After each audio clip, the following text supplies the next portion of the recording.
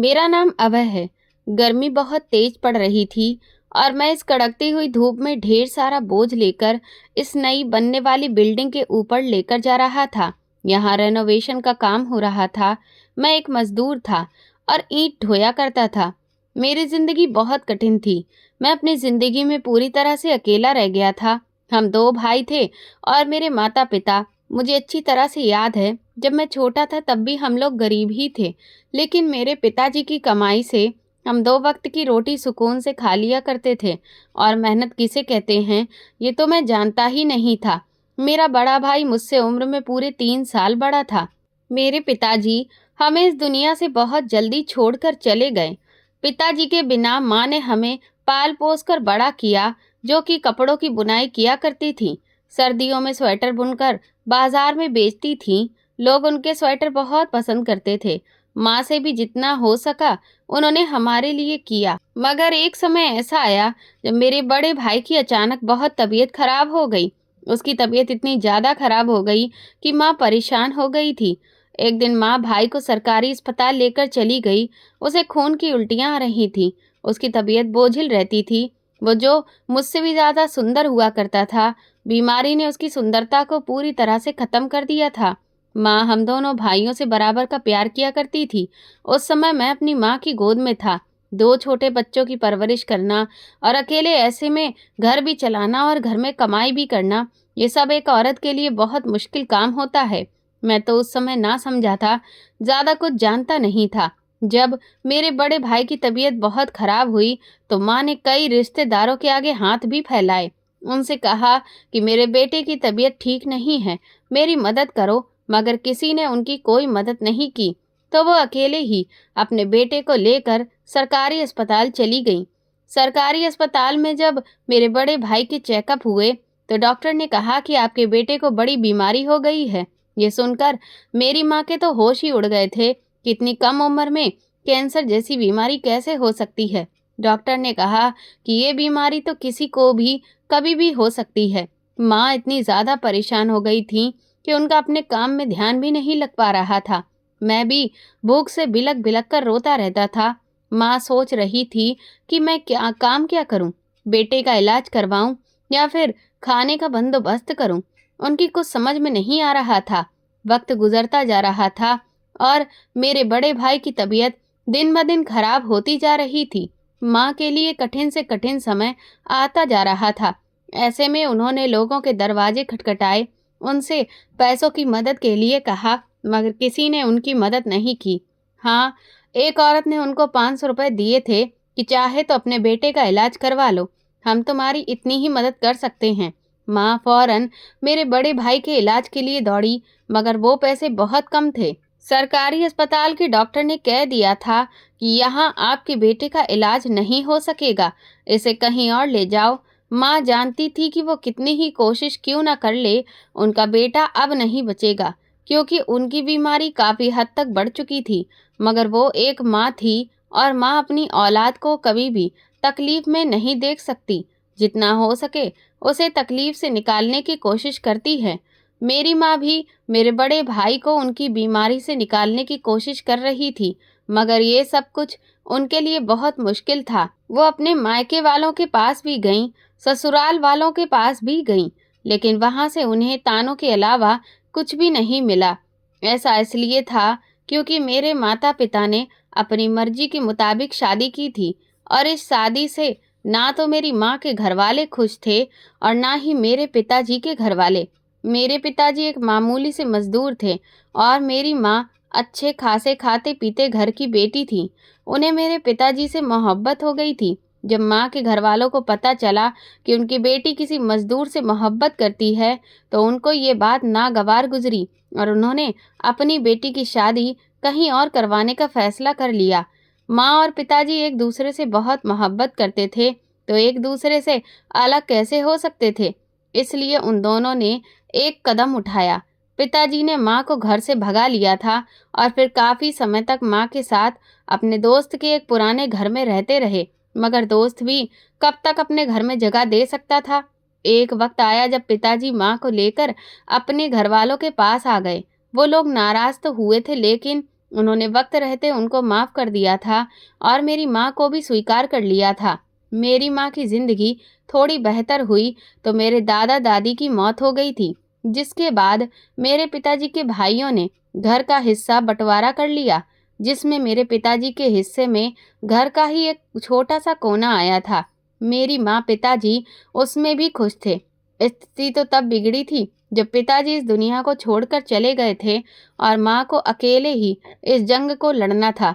पिताजी के मरने के बाद मेरे दो ताऊ जी, जो हमें पलट कर भी नहीं देखते थे, मेरी माँ को बड़े भाई के इलाज के लिए किसी ने भी पैसे नहीं दिए। मेरे बड़े भाई का अभी भी अस्पताल में भर्ती था। अस्पताल वाले कहते थे कि पैसे लेकर आओ, तभी तुम्हारे बेटे का इलाज होगा, वरना इसे घर ले जाना। ऐसा कैसे हो सकता था? मेरे बड़े भाई का इलाज अस्पताल में शुरू ही नहीं हुआ था और माँ उनको ऐसे घर नहीं लेकर आ सकती थी। इसीलिए उन्होंने मुझे गोद में लिया, अपने आंसू साफ किए और सड़क पर भीख मांगने के लिए उतर आई थी। लोगों के आगे हाथ फैलाए, रो रो कर उनको अपनी परेशानी बताई, लेकिन कुछ हासिल वसूल ना हो सका। थोड़े बहुत पैसे लेकर जब अस्पताल पहुंची तो पता चला कि मेरा बड़ा भाई इस दुनिया को छोड़कर जा चुका है। अस्पताल वालों ने कहा कि आप अपने बेटे को यहाँ से ले जा सकती हो। एक माँ पैसों की वजह से अपने बेटे को मरा हुआ देख चुकी थी। अक्सर महंगे अस्पतालों में ऐसा ही होता है कि बिना पैसों के डॉक्टर मरीज पर हाथ भी नहीं रखते। लेकिन जिस अस्पताल में मेरा बड़ा भाई एडमिट थे, वहाँ मेरी माँ ने उनके आगे हाथ जोड़े थे। उनसे रिक्वेस्ट की थी कि बस मेरे बेटे को एडमिट कर लो, इसका इलाज शुरू कर दो, मैं पैसों का बंदोबस्त कर के लाती हूँ। अस्पताल वालों ने उनकी एक न सुनी। हाँ, उनके कहने की खातिर मेरे बड़े भाई को एडमिट कर लिया था। मामूली सी ड्रिप लगा दी थी, मगर ठीक से मेरे बड़े भाई का ट्रीटमेंट शुरू नहीं किया था। वो लोग पैसों का इंतज़ाम कर रहे थे। ना तो पैसों का बंदोबस्त हुआ था और ना ही मेरे बड़े भाई बच सके। अब सब कुछ खत्म हो गया था। मम्मी को मेरे बड़े भाई की मौत का बहुत गम था। पहले उनका पति इस दुनिया से चला गया और अब एक बेटा भी। अब मैं और मेरी माँ ही एक दूसरे का सहारा बनकर रह गए थे। मेरी माँ कहती थी कि जब मेरा जन्म हुआ था तो मैं बहुत सुंदर था। मेरे बड़े भैया भी सुंदर थे, लेकिन मैं उनसे भी ज़्यादा सुंदर पैदा हुआ था। पूरे मोहल्ले में लोग कह रहे थे कि इसके जैसा सुंदर बच्चा हमने किसी का नहीं देखा। लेकिन किस्मत की मेहरबानी थी या फिर नसीब में कुछ और ही लिखा था, क्योंकि कुछ ही समय के बाद हमारे हालात ने ऐसी करवट ले ली थी कि मेरी सारी खूबसूरती दबकर ही रह गई थी। मेरे पिता और भाई तो अब इस दुनिया से विदा हो चुके थे। मैं अपनी मम्मी का इकलौता सहारा था। उनकी सारी उम्मीदें मुझसे ही थीं। माँ से अब बुनाई नहीं होती थी, क्योंकि उसके लिए उन्हें दुकानों पर जाकर स्वेटर बेचने पड़ते थे। उन्होंने लोगों के घरों में झाड़ू बर्तन करना शुरू कर दिया। मैं सोचता था कि मेरी माँ ने सारी जिंदगी परेशानी झेली है, मैं एक ना एक दिन उनकी सारी परेशानी खत्म जरूर कर दूंगा। मेरी उम्र जब 7 साल की हुई तब पहली बार ईंटों के भट्टे का रास्ता देखा था। माँ के साथ साथ हाथ पकड़कर चलता था। मेरी माँ ने मुझे कम उम्र में ही मजदूरी के काम पर डाल दिया था। माँ मुझे खुद ही वहाँ छोड़ने के लिए जाती थी और फिर उसके बाद अपने काम पर निकल जाती थी। मैं धूप में जलती ईंटों के ढेर के पास जाता, जहाँ मजदूर झुके झुके काम कर रहे थे। पसीने में भीगे शरीर, काले धुएं में लिपटे हुए चेहरे, वही नज़ारा मेरी किस्मत बनकर रह गया था। स्कूल का बैग तो मैं कभी खरीद ही नहीं सका था, मगर स्लेट पर लिखने का शौक मुझे शुरू से ही था। बचपन से ही मेरे सारे शौक मेरे दिल में ही दफन हो गए थे। जब मैं 9 साल का हुआ तो ईंट उठाने लगा था। हाथों की नरमी खत्म होने लगी थी, शरीर पर छाले पड़ने लगे थे। मेरा खूबसूरत सा चेहरा काला हो गया था। पहले जो कभी लोग हमेशा मेरी सुंदरता की तारीफ करते थे, अब मुझे देखकर पहचानते भी नहीं थे कि मैं वही सुंदर बच्चा हूँ। धूप ने मेरे चेहरे का रंग काला कर दिया था। जो हसीन चेहरा मेरी हमेशा से पहचान था, अब मजदूरी की गर्द में दफन हो चुका था। फिर भी दिल में एक चाहत थी और एक हसरत थी, जो हर दर्द को सहने की ताकत दिया करती थी। हमारे मोहल्ले में एक लड़की रहती थी, तारा। वो अक्सर हमारे घर के आगे से निकलकर कॉलेज जाया करती थी। मैं उसे बचपन से ही बहुत पसंद करता था। मेरी ख्वाहिश थी कि वो मेरी पत्नी बन जाए, मैं उसे अपनी ज़िंदगी में शामिल कर लूं। मैं उससे बहुत मोहब्बत करता था। बचपन में हम लोग मोहल्ले में एक साथ खेला करते थे। कभी वो मुझे चॉकलेट दिया करती थी, कभी मैं उसके लिए कंचे जीता करता था। उसके बाल बहुत लंबे थे और उसकी मुस्कुराहट तो बहुत ही सुंदर थी और आवाज़ में जैसे एक अजीब सी कशिश थी। हम जब धीरे धीरे बड़े होने लगे तो वो कशिश मोहब्बत में बदलने लगी। एक दिन जब वो कॉलेज जा रही थी तब चुपके से मैंने उसे इशारा करके अपनी मोहब्बत का इजहार कर दिया था। वो मेरी मोहब्बत का इजहार समझ गई थी। उसके बाद हम दोनों छुप छुप कर मिलने लगे थे। तारा के पापा की एक छोटी सी किराने की दुकान थी। वह हमारे मोहल्ले के लगभग अच्छे और शरीफ लोगों में शामिल होते थे। हालांकि गरीब तो वो भी थे, लेकिन उनका घमंड बहुत ऊंचा था। तारा को जब मैंने पहली बार अपने दिल की बात बताई थी तो वो खामोश हो गई थी। एक दिन बातों ही बातों में उसने मुझसे कहा, अगर मेरे पापा को पता चल गया तो वो फौरन इनकार कर देंगे और हम लोगों के साथ भी बहुत बुरा होगा। मैंने कहा कि तुम्हारे पापा इनकार कर देंगे, लेकिन तुम्हारी आंखों में मुझे इनकार नजर नहीं आ रहा। उसने कहा कि हाँ, मैं तो तुमसे मोहब्बत करती हूँ, मगर मुझे मेरे पापा से बहुत डर लगता है। मैं इस डर को ख़त्म करना चाहता था। मैंने एक दिन हिम्मत करके अपनी माँ को तारा के बारे में बताया। मेरी माँ को भी तारा बहुत पसंद थी। बस उनके दिल में यही डर था कि अगर तारा के पापा ने इनकार कर दिया तो क्या होगा। मैंने कहा, माँ, कुछ नहीं होगा। सबसे बढ़कर तारा मुझसे मोहब्बत करती है। आप उसके घर इज्जत से रिश्ता लेकर जाओगी तो तारा के पापा मान जाएंगे। जैसे तैसे मैं अपनी माँ को तो मना चुका था। मेरी माँ के लिए मेरी खुशी हमेशा सबसे ज़्यादा अहम रहती थी। इसीलिए मेरे कहने की खातिर वो तारा के घर रिश्ता लेकर जाने के लिए तैयार हो गई थी। मेरा दिल जोर जोर से धड़क रहा था। सारी रात मुझे नींद नहीं आई थी। मैं सोचता रहा था कि पता नहीं तारा को पाने का सपना पूरा होगा भी या नहीं। मैंने जो कदम उठाया वो बिल्कुल सही है। इज्जतदार लड़के यही करते हैं। उन्हें अगर कोई लड़की पसंद होती है तो वो इज्जत से उसके घर रिश्ता भेज देते हैं। मैंने भी तो ऐसा ही किया था। हो सकता है कि तारा मेरी हो जाए। अगली सुबह जब मेरी माँ उसके घर गई तो उनका चेहरा गुस्से से लाल हो रहा था। पहली बार मैंने अपनी माँ को इतने गुस्से में देखा था। मैंने कहा, क्या हुआ माँ? वो कहने लगी कि तारा के पापा ने बहुत बुरा भला कहा है। आखिर वो क्या समझते हैं खुद को? वो कहता है कि क्या मैं अपनी बेटी को ईंटों के भट्टे पर धकेल दूंगा? मैं कभी भी अपनी बेटी की शादी ऐसे मजदूर के साथ नहीं करवाऊंगा जो उसे 2 वक्त की रोटी भी नहीं दे सकता। उसने तो ये भी कहा कि हम भी गरीब लोग हैं मगर मजदूर नहीं हैं, और कहने लगा कि आपकी हिम्मत कैसे हुई अपने मजदूर बेटे का रिश्ता मेरी इतनी सुंदर बेटी के लिए लाने की? कहाँ मेरी पढ़ी लिखी बेटी, कहाँ आपका मजदूर गंवार बेटा? कम से कम अपनी औकात ही देख ली होती रिश्ता लाने से पहले। माँ रोते हुए कहने लगी कि बेटा, तारा की माँ ने भी मुझे बहुत जलील किया है। दोनों पति पत्नी का कहना है कि आइंदा हमारे घर पर मत आना। इतना कहकर मेरी माँ फूट फूट कर रोने लगी। मेरा मन तो कर रहा था कि अभी तारा के घर जाकर तारा के पापा से जाकर झगड़ा करूं, मगर मेरी माँ ने मुझे रोक लिया और कहने लगी कि नहीं बेटा, मैंने तुम्हें ऐसे संस्कार नहीं दिए हैं। उन्होंने मुझे जाने से रोक दिया, वरना मैं अपना सारा गुस्सा उन पर निकाल आता। उनकी हिम्मत कैसे हुई थी मेरी माँ को इतनी बातें सुनाने की? मेरा दिल टूट कर रह गया था। आत्मा जैसे अंदर से पूरी तरह से चीख उठी थी। मैंने खुद को आईने में देखा तो सोचा, क्या सच में मैं इतना नीचा हूँ कि मुझसे मोहब्बत की इजाज़त भी नहीं? मगर मुझे इतना भरोसा था कि तारा तो मुझसे मोहब्बत करती है। कुछ दिन के बाद पता चला कि तारा ने भी मुझसे बातचीत करनी बंद कर दी है। वो अपने पिता की बातों में आकर मजबूर हो गई थी। तारा के पापा ने उससे कहा था कि वो कॉलेज का रास्ता भी बदल ले और जितना हो सके हमारे परिवार से दूरी बनाए रखे। मैं सोच रहा था कि क्या खूबसूरती खत्म हो जाने से इंसान की इज्जत भी खत्म हो जाती है? क्या मजदूरी गाली बन गई है? क्या पसीना बहाना कोई जुर्म है? तारा ने मुझे एक दिन रास्ते में रोक कर कहा था कि अब हम बात नहीं कर सकते। अगर तारा के पापा को शक भी हुआ कि हम दोनों एक दूसरे से मोहब्बत करते हैं तो वो उसे जान से ही मार डालेंगे और तुम्हें भी नहीं छोड़ेंगे।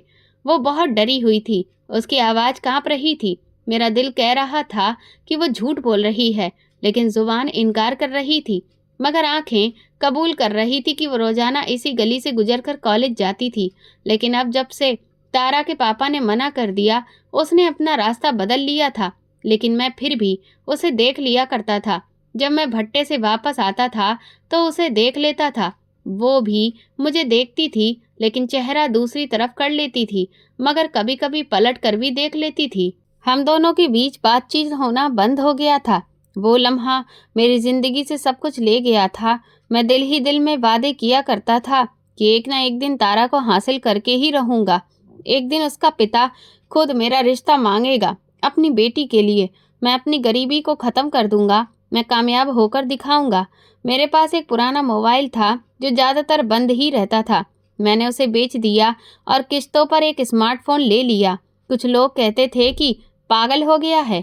हालांकि इस पर मुझे मेरी माँ ने भी बहुत डांटा था। उनका कहना था कि भट्टे पर मजदूरी करने वाला इंसान स्मार्टफोन का क्या करेगा। मगर मुझे किसी की कोई परवाह नहीं थी। मैं रात को थका हारा घर आता तो मेरे शरीर में बहुत दर्द होता था। फिर मैं बिस्तर पर लेट जाया करता था और मोबाइल को ऑन करके यूट्यूब पर कुछ नया सीखने की कोशिश करता था। सॉफ्टवेयर हैकिंग का कोर्स एक दोस्त मुझे सिखा रहा था, जो कि बहुत ज़्यादा पढ़ा लिखा था। उसने कहा था कि वो मेरी मदद करेगा। मैं फ्री टाइम में उसके पास चला जाता था और मोबाइल के जरिए उससे नई नई चीज़ें सीखता था। मेरा वो दोस्त भट्टे पर मजदूरी नहीं करता था, लेकिन मेरे साथ दिल लगाकर बैठता था। कहता था कि तुम में कुछ स्पेशल है। मगर मेरे बाकी के दोस्त कहते थे कि ये सब बेकार है, सपने देखना छोड़ दो। मजदूर का मुकद्दर सिर्फ मजदूरी ही होता है। अमीर लोग सपने देखते हैं, गरीब लोग सिर्फ भटकते रहते हैं। गरीबों का कोई सपना पूरा नहीं होता। गरीबों को इसी कमाई में सब कुछ करना होता है। मगर मैं उनकी बातों को दिल पर नहीं लिया करता था। मैं रात के आधे समय तक जागता रहता था, खुद को जगाकर सीखता था कि कुछ ना कुछ नया आ जाए, और कुछ समझ नहीं आता तो दोबारा से वीडियो को देखता था। उंगलियां दर्द से अकड़ जाती थी, आंखें बंद होने लगती थी, मगर दिल कहता था कि अगर आज थक गए तो सारी जिंदगी भट्टा ही मिलेगा। घर की सारी जिम्मेदारियों ने मुझे जवान कर दिया था। माँ ने लोगों के घरों में काम किया, मुझे पाला, फिर भी वो बीमार हो गई। मेरे पास इतने पैसे नहीं थे कि मैं उनको महंगे अस्पतालों में लेकर जाता, लेकिन उनके लिए मुझसे जितना हो सका मैंने किया था। मैं जल्दी जल्दी उनको डॉक्टर के पास लेकर जाता था। डॉक्टर से उनका चेकअप करवाया करता था। सारी जिंदगी जितना ज़्यादा मेहनत करने की वजह से उनका शरीर अब चूर चूर हो चुका था। यही वजह थी कि ढेर सारी बीमारियों ने उन्हें घेर लिया था। और फिर ऐसा हुआ कि एक दिन वो भी इस दुनिया को छोड़कर चली गई और अब मैं अकेला रह गया था। ये छोटा सा पुराना सा घर, एक पुराना सा बिस्तर, एक पुराना सा पंखा और एक अधूरी मोहब्बत मेरा कल आज में शामिल था। माँ के बिना मेरा मन तो नहीं लगता था, लेकिन मेरा पूरा परिवार ही मुझे छोड़कर चला गया था। सोचता था कि मैं एक ना एक दिन ये सब कुछ छोड़कर चला जाऊंगा, मगर जब तक जिंदा था तब तक तो मेहनत मजदूरी करनी ही थी। दिन भर मजदूरी करता, शाम को कुछ बचत करता, रात को सीखने की कोशिश करता। मैं सोचता था कि क्या कभी मैं अमीर बन सकूंगा? क्या कभी कोई ऐसा दिन भी आएगा कि जब तारा के पिता को जवाब दे सकूंगा, उनसे अपनी माँ की बेइज्जती का बदला ले सकूंगा और उनसे कहूंगा कि हाँ, मैं वही मजदूर हूँ जिसे तुमने ठुकरा दिया था, मगर अब तुम्हारी बेटी मेरे नाम की हो चुकी है। मगर ऐसा सिर्फ मैं सोच सकता था। अभी तक ऐसा कुछ पॉसिबल नहीं था। वक्त बहुत कम था। तारा की पढ़ाई पूरी होने वाली थी, कहीं वो किसी और की ना हो जाए।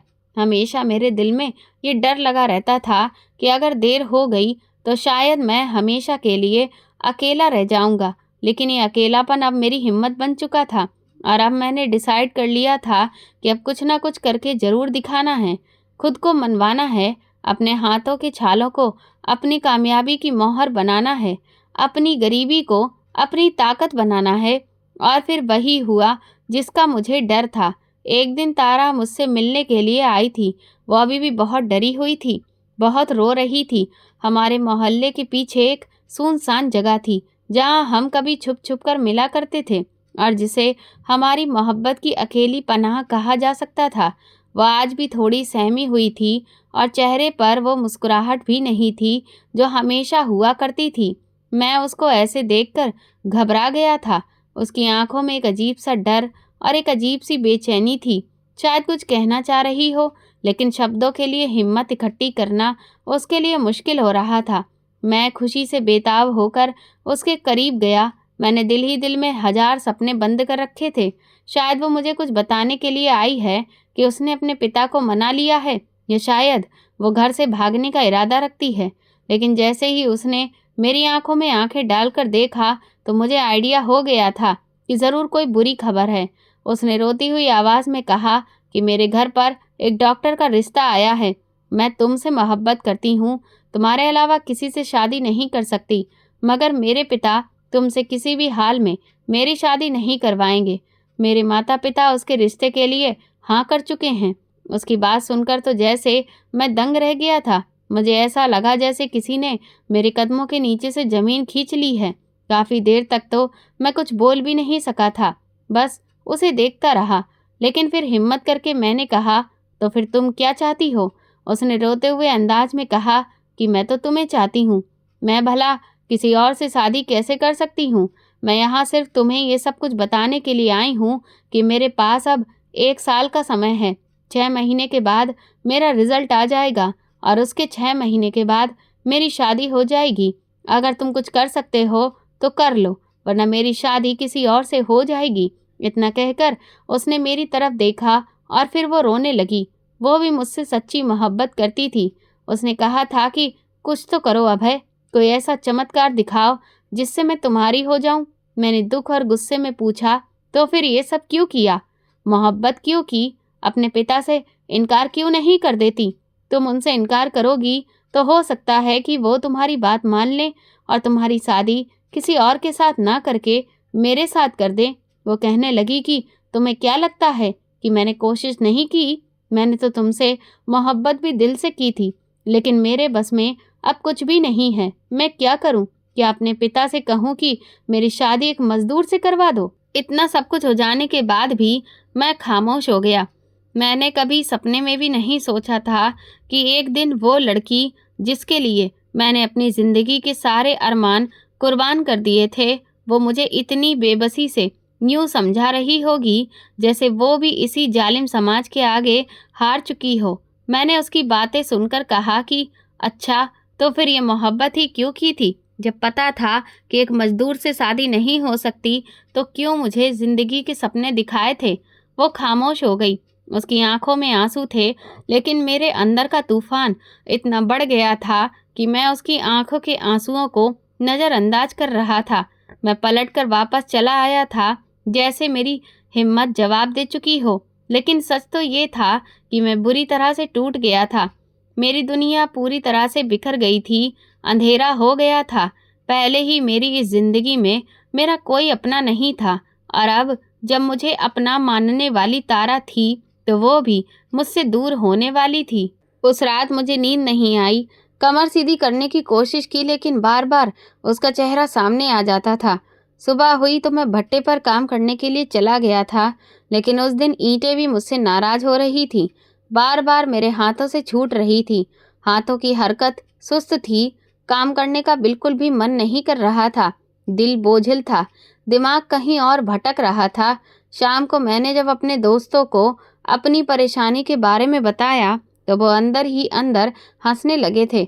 एक कहने लगा कि हमने तो पहले ही तुमसे कहा था कि सपने देखना छोड़ दो, हम गरीबों के सपने कभी सच नहीं होते। तो दूसरा कहने लगा कि तुम्हारी तो अब शक्ल भी बिगड़ चुकी है, मजदूरी ने तुम्हारी सुंदरता को खा लिया है, अब क्या लेकर किसी के पिता को मनाओगे?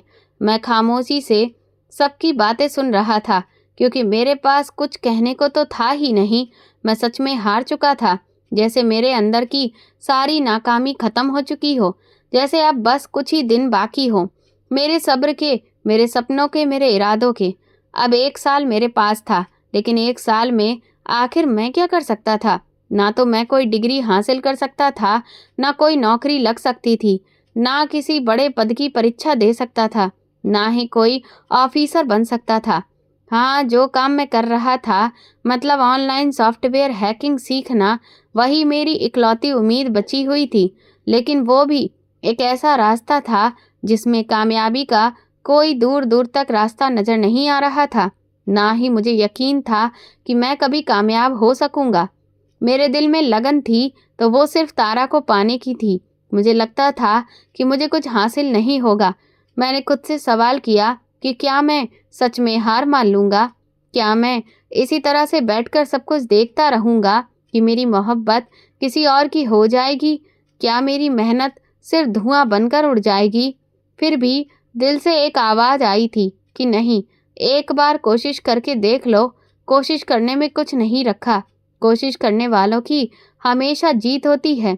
हो सकता है कि कुछ हो जाए, कम से कम कोशिश तो करो। ये ना हो कि कल को पछतावे के सिवा कुछ ना बचे। उस रात मैंने फिर से अपना मोबाइल खोला और अपने टीचर दोस्त से संपर्क किया। उसने कहा कि अब मैं तुम्हें खुद से कुछ करके नहीं दिखाना चाहता। मैं तुम्हें अब सिर्फ इशारे दे सकता हूँ, रास्ता बता सकता हूँ। चलना तुम्हें खुद होगा। मैंने खुद को जगाया था। नींद से आंखों को बंद करके भी जाग रहा था, क्योंकि मैं जानता था कि अगर आज थक गया तो हमेशा के लिए थक जाऊंगा। मैंने अपनी सारी मेहनत, अपना सारा ध्यान अपने काम पर लगा दिया था। मैं दिन में मजदूरी किया करता था, रात में कंप्यूटर की स्क्रीन पर नजर जमाता। हर दिन मेरे लिए एक जंग थी। मेरे दोस्त ने मुझे वेबसाइट बनाने के लिए अपना ही पुराना कंप्यूटर दे दिया था। मैं उसके कंप्यूटर से काफ़ी कुछ सीख रहा था। मैं हर दिन एक नई जंग लड़ता रह रहा, क्योंकि मुझे तारा से मोहब्बत थी। क्योंकि मैंने उसके वो शब्द याद रखे थे जो उसने जाने से पहले कहे थे कि तुम्हारे पास 1 साल है अभय, अगर कुछ कर सकते हो तो कर लो, वरना मैं चली जाऊंगी। और इस एक लाइन ने मेरी जान में जान डाल दी थी, क्योंकि वो लाइन एक उम्मीद थी, एक मोहलत थी, एक मौका था, एक वादा था और एक समय था जो ना किसी के लिए रुकता है, ना किसी की तकलीफ को देखता है और ना ही किसी की उम्मीद की परवाह करता है। मेरे लिए भी समय ऐसे ही गुजर रहा था जैसे हर किसी के लिए गुजरता है, लेकिन फ़र्क सिर्फ इतना था कि मैं हर दिन एक नए दुख के साथ जागता था और एक नए गम के साथ सोया करता था। वो 1 साल जो मोहलत के तौर पर मुझे तारा ने दिया था, वो किसी कीमती खजाने की तरह मेरे पास था, लेकिन मैं इस खजाने को संभाल नहीं सकता, या शायद मैं इस काबिल ही नहीं था, क्योंकि वक्त के साथ साथ महीने भी गुजरते चले गए और मैं सिर्फ काम में ही उलझा रहा। काम भी ऐसा था जिसमें ना इज्जत थी, ना फ्यूचर था, ना कोई वादा था। सुबह से शाम तक ईंटें उठाता था, मसाला बनाया करता था, दीवारें बनाया करता था और शाम को थका हारा किसी कोने में लेटकर सोचता था कि जिंदगी मुझसे आखिर क्या चाहती है। पता नहीं मेरा जुर्म क्या था, मेरी कमजोरी क्या थी। क्या सिर्फ इतना कि मैं गरीब पैदा हुआ था, या ये कि मैं किसी अमीर की बेटी से मोहब्बत कर बैठा था। मुझे खुद नहीं पता था कि 8-9 महीने किस तरह से गुजर चुके थे और मैंने अपनी ज़िंदगी में कोई काबिल बदलाव नहीं देखा था। मुझे तो लगता ही नहीं था कि मैं तारा को पा सकूंगा। जितने सपने आंखों में लिए थे वो सब खत्म हो चुके थे। मेरे दोस्त अब मुझे ताने नहीं देते थे, बस मुझ पर तरस खाया करते थे, मुझे देखते थे। उनकी आंखों में हमदर्दी नहीं होती थी, बल्कि बेयकीनी हुआ करती थी। जैसे कहते हो कि देखा तुमने, हमने तो कहा था कि तुम कुछ कर नहीं पाओगे। तारा की शादी की खबर भी इन्हीं में से एक मेरे दोस्त ने मुझे सुनाई थी। वो उसकी ही गली में रहता था। उस दिन मेरे हाथ से औजार गिर गए थे, दिल जैसे बंद हो गया था। मैं कुछ लम्हे के लिए खामोश रह गया था, जुबान बंद, आंखें खामोश, लेकिन अंदर से जैसे एक तूफान सा उमड़ आया हो। उस दिन के बाद मैंने खुद को और ज़्यादा गलतफहमी में रखना पूरी तरह से छोड़ दिया था। एक दिन नॉर्मल दिन की तरह मैं अपने ईंटों के भट्टे पर काम कर रहा था। सूरज तो जैसे आग बरसा रहा था और हम सबके शरीर पसीने से बुरी तरह से भीगे हुए थे। मिट्टी और गारे से सने हुए कपड़ों में मैं खुद को एक मामूली सा गुलाम महसूस करता था, जो दिन रात एक मशीन की तरह काम करता था। न थकता है और न ही रुकता है, न शिकायत करता है। तभी अचानक एक बड़ी ही अजीब सी हरकत हुई थी। सबने उस पर ध्यान दिया था, क्योंकि उसने सबका ध्यान अपने ऊपर खींच लिया था। एक बड़ी सी चमचमाती हुई गाड़ी आकर रुकी थी। काले रंग की बड़े ब्रांड की गाड़ी थी, जो यहाँ तो दूर दूर तक नहीं थी, बल्कि शहर में भी कम ही नजर आया करती थी। हम सबने छोड़कर उसे देखा था। कुछ लम्हे के लिए हमने अपने हाथों से काम भी रोक दिया था, जैसे कि वक्त थम सा गया हो। गाड़ी का दरवाज़ा खुला और एक बड़ी उम्र की औरत उसमें से बाहर निकली थी। उसकी चाल में एक अजीब-सा घमंड था, लेकिन आँखों में अजनबियत थी, जैसे किसी और ही दुनिया से आई हो। उसके हाथ में एक महँगा-सा पर्स था। कपड़ों से साफ नज़र आता था कि वो कोई मामूली औरत नहीं है। सब आइडिया लगाने लगे। कोई कहने लगा कि शायद ईंटों की खरीदारी करने के लिए आई होगी, तो कोई कहने लगा कि शायद किसी ज़मीन के कागजात के लिए आई होगी। मैं खामोशी से काम करता रहा, लेकिन दिल के अंदर कहीं एक अजीब-सी बेचैनी चल रही थी। थोड़ी देर के बाद हमारे मालिक ने मुझे आवाज़ देकर अपने पास बुलाया और कहने लगा कि अभय, ये तुमसे बात करने के लिए आई हैं। ये सुनकर मैं हैरान रह गया था कि इतनी अमीर औरत को आखिर मुझसे क्या बात करनी थी। वो औरत अंदर मालिक के ऑफिस में कुर्सी पर बैठी हुई थी। मेरे मालिक ने मेरी तरफ इशारा करके कहा कि ये हैं अभय शर्मा। उन्होंने कहा कि जानते हो तुम इनसे खुद बात कर लो। ये सुनकर मैं और ज़्यादा हैरान रह गया था। उस औरत ने मुझे ध्यान से देखा और नरम शब्दों में कहने लगी, क्या तुम मेरे साथ चलोगे? मैंने चौंक कर कहा कि कहाँ और क्यों? आप मुझे कहीं ले जाने चाहती हो? क्या काम है आपको मुझसे? तो उसने कहा कि वो तो मैं तुम्हें रास्ते में बताऊंगी। मुझे समझ नहीं आ रहा था कि मैं क्या करूं, लेकिन मालिक ने कहा कि ये बहुत बड़ी मैडम है, बहुत अमीर हैं, उनके साथ चले जाओ। देखो क्या बात है, ये तुम्हें गाड़ी में बुलाकर खुद बता देंगी। वो गाड़ी की तरफ इशारा करने लगी। वो औरत पहले ही दरवाज़ा खोलकर गाड़ी में बैठ चुकी थी। पीछे मुझे भी बैठने का इशारा कर रही थी और खुद भी वहीं आकर बैठ गई। मेरे सारे दोस्त मुझे हैरानी से देख रहे थे।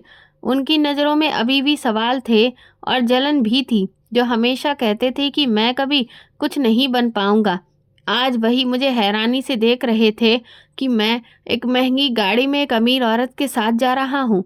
लेकिन मुझे कुछ समझ नहीं आ रहा था कि ये सब कुछ क्या हो रहा है। गाड़ी चल पड़ी थी और मैं खिड़की से बाहर देखता रहा।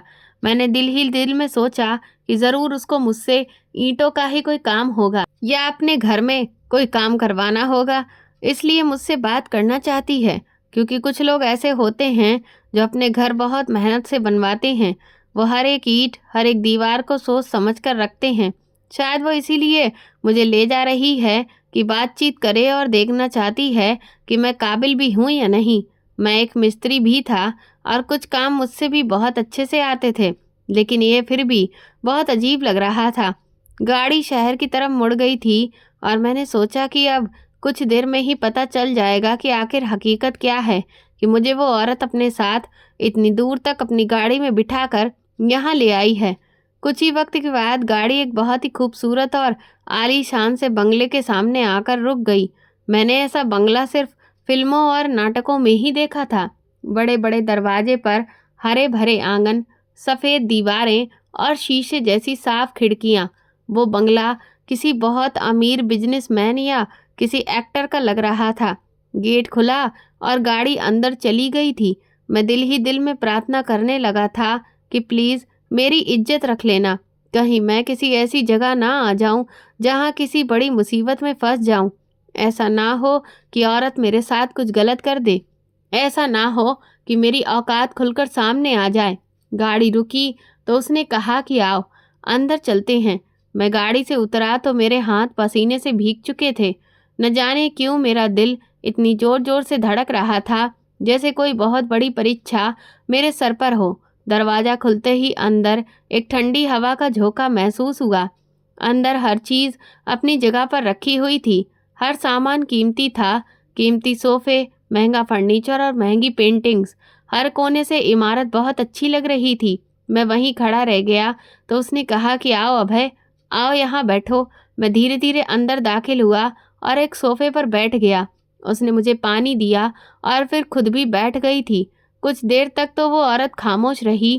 फिर उसने नज़र मेरी आंखों में आंखें डालकर कहा कि तुम्हें आइडिया नहीं है कि तुम्हें यहाँ पर क्यों लाया गया है। मैंने कहा कि जी, मुझे इस बात का अंदाज़ा नहीं है, मैं जानना चाहता हूँ। वो एक वेबसाइट का नाम लेकर मुझसे कहने लगी, क्या ये साइट और सॉफ्टवेयर तुमने बनाया है? जब उसने नाम लिया तो मुझे याद आया। मैंने कहा कि जी, मैंने ही बनाया है। वो कहने लगी कि तुम्हें पता है कि तुम्हारे सॉफ्टवेयर की कीमत क्या है? मैंने कहा कि नहीं। मुझे नहीं पता, लेकिन इसकी कीमत क्या हो सकती है? वो एक मामूली सा हैकिंग सॉफ्टवेयर है जिसे मैंने एक्सपेरिमेंट के तौर पर बनाया था और फिर एक वेबसाइट पर अपलोड कर दिया था ताकि कोई अगर चाहे तो उसे इस्तेमाल कर ले। मगर इस औरत ने कहा कि ये कोई मामूली काम नहीं है और इसकी बहुत मांग है। कई अनाथ आश्रम, कई वृद्धाश्रम और कई गरीबों से जुड़े हुए केंद्र इसे तलाश कर रहे हैं, मगर तुम्हें अभी इस बात का पता ही नहीं है। तुम समझते हो कि तुम्हारा काम कोई खास काम नहीं है, मगर असल बात यह है कि तुम्हारा काम बहुत ही अच्छा काम है। असल में तुमने खजाने की कुंजी बना ली है और अब इस खजाने के वारिस भी तुम ही हो। इससे पहले कि बाकी लोग तुम तक पहुँचें, हम तुम्हारे पहले खरीदार बनकर तुम्हारे सामने आ गए, क्योंकि हम चाहते हैं कि तुम हमारे लिए भी एक और सॉफ्टवेयर बनाओ। कोई ऐसा सॉफ्टवेयर बनाओ जिसे कोई भी हैक ना कर सके, जो कि फुल प्रूफ हो, ऐसा कोड जिसे कोई ना खोल सके। मैंने हैरानी से इस औरत की बात सुनी और कहा कि मुझे ये काम आता है और मैं कोडिंग भी कर लेता हूँ, लेकिन मुझे नहीं लगता कि मेरा बनाया हुआ काम इतना कीमती हो सकता है, इतना कीमती कि आप खुद चलकर मुझसे मिलने के लिए आओ। इस ओर वो हंसने लगी, ऐसे जैसे किसी माँ को अपने बच्चे की मासूम बातों पर हंसी आ जाती है। उसने कहा कि तुम खजाने पर बैठकर रो रहे हो, तुम्हें खुद आइडिया नहीं कि तुम्हारे हाथों में क्या खजाना आ गया। मैं तुम्हें ये सब कुछ ही नहीं दूंगी, बल्कि सब कुछ दिखाऊंगी भी और बताऊंगी भी। मगर अभी मुझे ये बताओ कि तुम इस समय क्या चाहते हो, क्योंकि तुम्हारे सॉफ्टवेयर की कीमत करोड़ों रुपए हो सकती है। और ये बात कोई मजाक नहीं है, मैं बिल्कुल सीरियस बात कर रही हूँ। ये सुनकर तो मेरे पैरों तले से ज़मीन निकल गई थी। मेरी हालत ऐसी हो गई थी जैसे किसी भूखे को अचानक ढेर सारे खाने के सामने बैठा दिया जाता है, या किसी अंधे को उसकी आंखों की रोशनी मिल जाती है। मुझे समझ नहीं आ रहा था कि मैं खुशी से चीखूं या चिल्लाऊं, या फिर चिल्ला चिल्ला कर रोना शुरू कर दूं। मेरे लिए तो वो औरत किसी अलादीन का चिराग बन गई थी, जिसमें से वो बाहर निकली थी और मुझसे पूछ रही थी कि क्या मांग सकते हो, मांग लो, मैं तुम्हें कुछ भी देने के लिए तैयार हूँ। मुझे नहीं पता था कि वो औरत मेरे लिए इतनी बड़ी खुशी बनकर साबित हो सकती है। मैं अपनी खुशी पर कंट्रोल नहीं कर पा रहा था।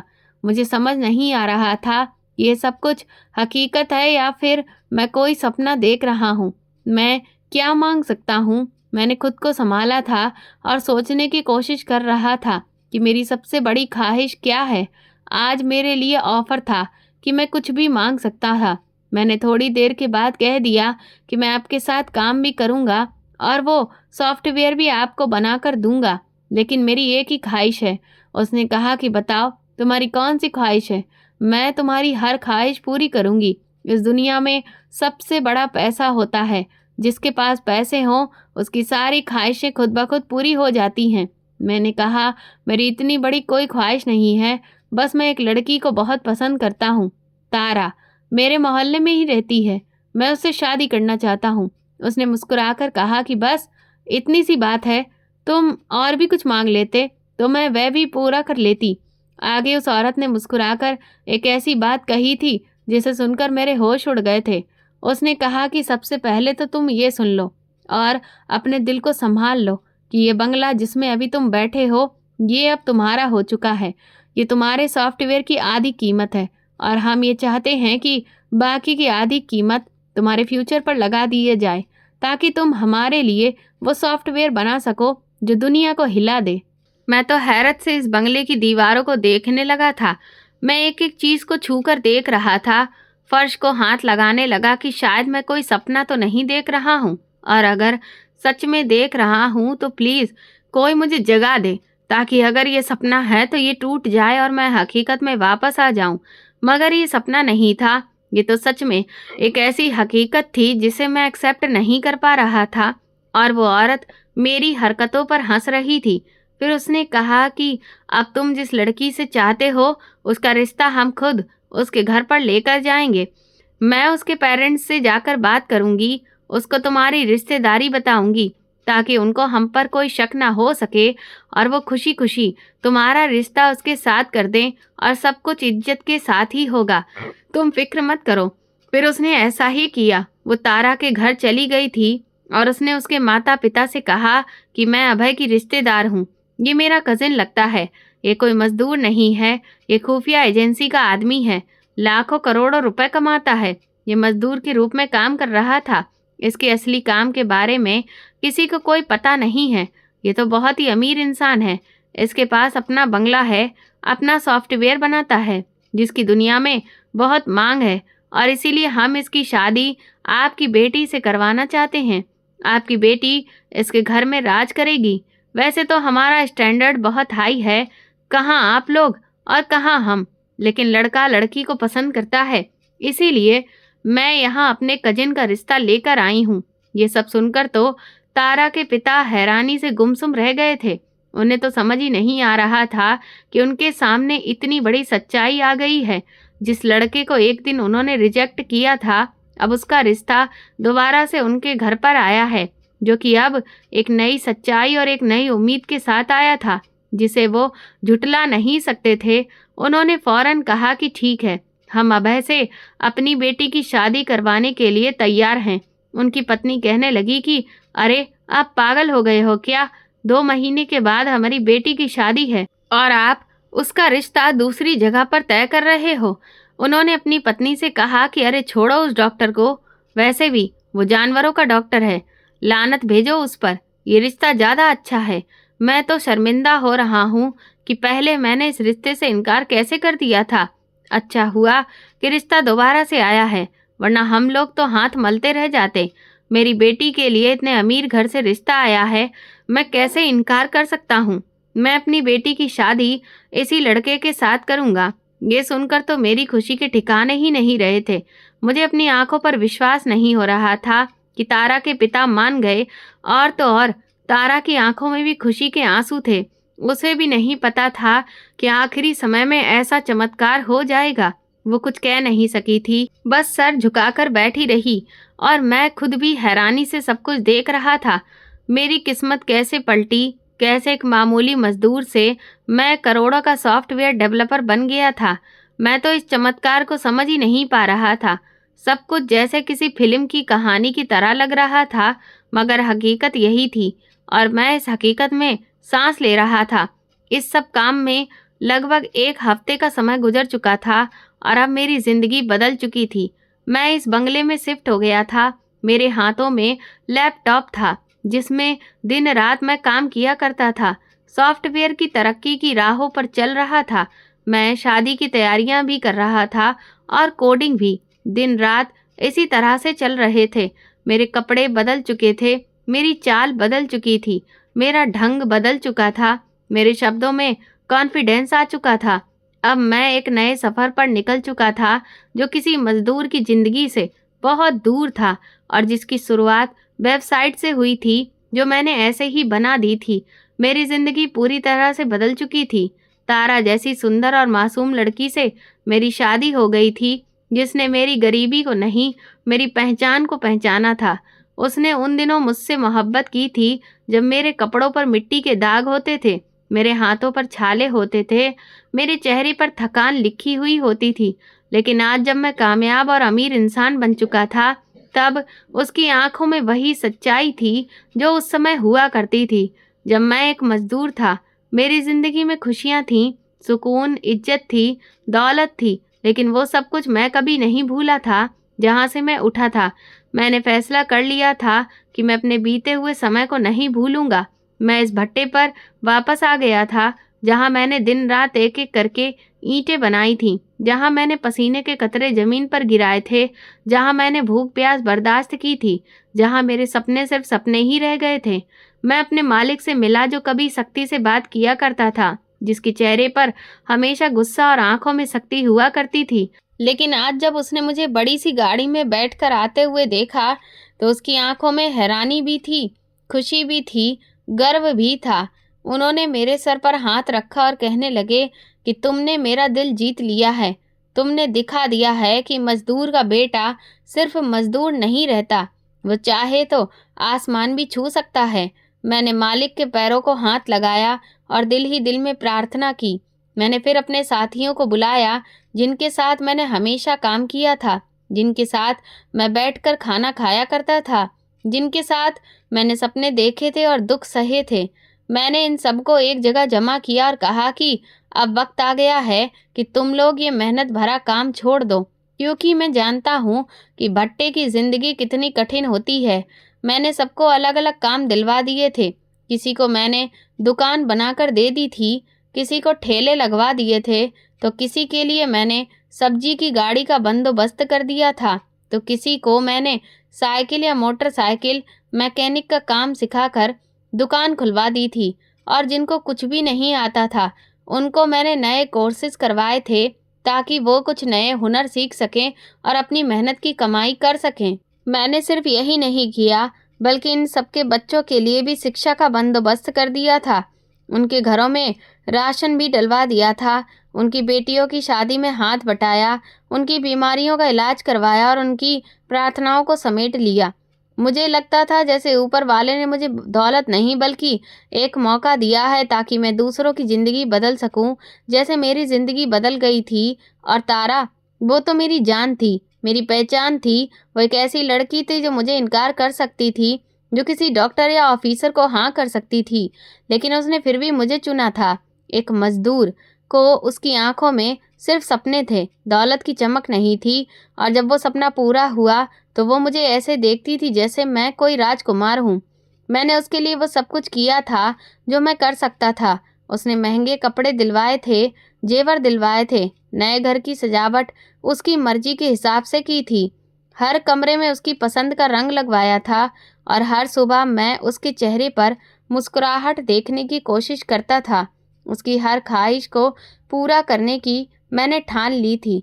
तारा ने मुझसे कभी कोई फरमाइश नहीं की थी, लेकिन मैं उसकी आंखों में जो देखता था वो खरीद कर उसे दिला दिया करता था, क्योंकि मैं जानता था कि उसने मेरे लिए कुर्बानी दी थी और अब मेरी बारी थी कि मैं उसे वो सब कुछ लौटा सकूं। और मेरी खुशियों का एक और रास्ता वो सॉफ्टवेयर था जो मैंने एक छोटे से कमरे में बैठकर बनाया था, जिसकी मुझे खुद भी अहमियत का आइडिया नहीं था, लेकिन जिसने मुझे एक नई पहचान दी थी, एक नई दुनिया दी थी। वो सॉफ्टवेयर आज विदेश में और हमारे देश में भी बिकता था, कंपनियों में इस्तेमाल होता था और मेरी पहचान बन चुका था। लोग अब मुझे एक हैकर नहीं, एक जीनियस कहते थे। मैंने उस सॉफ्टवेयर में वो सिक्योरिटी फीचर्स डाले थे जो किसी ने सोचे भी नहीं थे। मैंने एक नई दुनिया की बुनियाद रखी थी और फिर वही औरत जो मेरे लिए अलादीन का चिराग साबित हुई थी, वो मेरी बिजनेस पार्टनर बन गई थी। और अब हमने मिलकर एक कंपनी बनाई थी जिसका नाम मैंने तारा के नाम पर रखा था, ताकि दुनिया को पता चल जाए कि मेरी कामयाबी के पीछे मेरी पत्नी का हाथ है। मेरी माँ को भी ये सब कुछ देखकर बहुत सुकून मिलता होगा। मैं अपनी पत्नी के साथ सुकून और आराम की ज़िंदगी गुजार रहा था, और तारा जो हर लम्हे मेरे साथ थी, मेरी कामयाबियों की साथी थी, मेरी जागती आंखें और मेरे दिल की रोशनी बन चुकी थी। मैंने अब अपने काम को और बढ़ा दिया था। मैंने गरीब बच्चों के लिए एक आश्रम बनवाया था, जहां वो कंप्यूटर सीखते, जहां उन्हें सॉफ्टवेयर बनाने की शिक्षा दी जाती थी, ताकि कोई और भी मेरे जैसा सपना देखे और उसे पूरा कर सके। मुझे हर दिन लगता था जैसे मैं एक सपने में हूँ, एक ऐसा सपना जो कभी नहीं टूटेगा। लेकिन मैंने कभी घमंड नहीं किया था, क्योंकि मैं जानता था कि इस लम्हे का फल है जब मैंने हार नहीं मानी थी, जब मैंने थकने के बाद भी अपना काम नहीं छोड़ा था, जब मैंने गालियां सुनने के बावजूद भी किसी को कोई जवाब नहीं दिया था, जब मैंने तारा की मोहब्बत को खोने नहीं दिया था, जब मैंने एक अनजान औरत पर भरोसा किया था और उसका दिया हुआ मौका बर्बाद नहीं किया। और आखिर में मैं बस यही कहूँगा कि इंसान की असली पहचान उसका समय नहीं, उसकी सोच होती है। हालात कितने भी बुरे हों, अगर नीयत अच्छी हो तो किस्मत बदलने में देर नहीं लगती। जो वक्त इंसान को रुलाता है, वही वक्त एक दिन उसे हंसाता भी है। शर्त सिर्फ ये है कि इंसान खुद यकीन रखे और कभी हार ना माने, क्योंकि असली हार वो नहीं जो किस्मत से मिलती है। असली हार तो वो होती है जिससे इंसान लड़ रहा होता है। वो एक दिन दुनिया की नज़रों में हीरो बन जाता है। ऊपर वाला किसी की मेहनत बर्बाद नहीं करता, क्योंकि वो जानता है कि मेहनत एक ऐसी चीज़ है जो इंसान को उसके मकसद के करीब ले जाती है। जब इंसान दिलो जान से मेहनत करता है तो ऊपर वाला उसकी मेहनत का बदला ज़रूर देता है। उसके भाग्य में कभी नाकामी नहीं होती, बस उसको सब्र और तसल्ली के साथ अपनी मंजिल की तरफ बढ़ना होता है। मेहनत का सफ़र हमेशा थकावट और मुश्किल से गुजरता है, लेकिन एक न एक दिन वो दिन भी आता है जब मेहनत का फल मिलता है। जो लोग कभी हिम्मत नहीं हारते, ऊपर वाला उनको ज़रूर कामयाबी का रास्ता दिखाता है, क्योंकि वो जानता है कि मेहनत करने वाले एक दिन कामयाब ज़रूर होते हैं और उनकी किस्मत बदल सकती है। मैं अपनी पत्नी के साथ बहुत खुश हूँ। मेरा काम अभी भी जारी है और मैं इसी तरह से लोगों की मदद करते-करते खुद भी तरक्की पा रहा हूँ। तो दोस्तों, आपको ये कहानी कैसी लगी मुझे कमेंट सेक्शन में ज़रूर बताएं। मेरे चैनल को सब्सक्राइब कर वीडियो को लाइक कर दें और वीडियो को हाइप भी दें। और ऐसी और भी रोमांचक कहानियाँ सुनने के लिए मेरे चैनल के साथ बने रहें।